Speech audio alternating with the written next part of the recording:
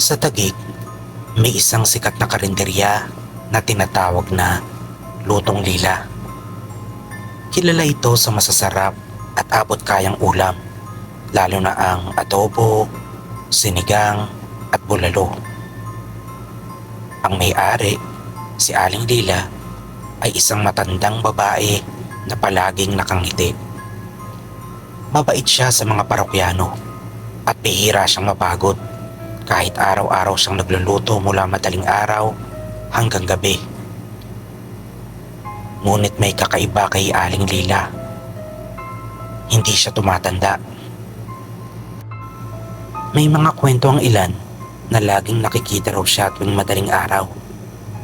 Naglalakad papunta sa palengke. Pero may mga gabi rin na hindi siya nakikita kung uuwi. Ang mga tambay sa paligid ay nagsasabi na minsan may naririnig silang kakaibang tunog sa kusina ng karinderya kapag sarado na ito. Ngunit dahil sa masarap na pagkain niya, hindi na ito pinapansin ng mga tao. Isang gabi, habang sarado ng karinderya, napansin ni Andoy, isang delivery rider, na bukas pa ang ilaw sa kusina ni Aling Lila. Dahil regular siyang nag-o-order sa karinderya, napagpasyahan niyang silipin ito. Nakita niyang may kakaibang liwanag na nagmumula sa loob at narinig niya ang tila ungol na parang hindi tao. Nakaramdam siya ng kaba, ngunit dala ng kuryosidad, nagkubli siya sa isang sulok at sumilip sa bintana ng kusina.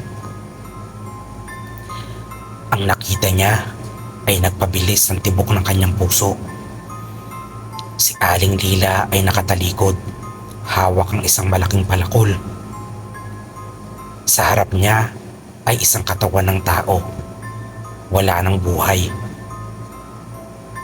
Sa mismong harapan niya, hinihiwa ni Aling Lila ang mga laman nito at inilalagay sa mga Tupperware.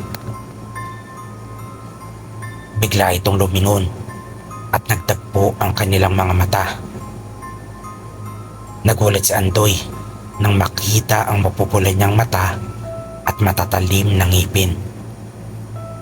Agad siyang tumakbo, ngunit narinig niya ang nakakakilabot na boses ni Aling Lila na humahalakhak.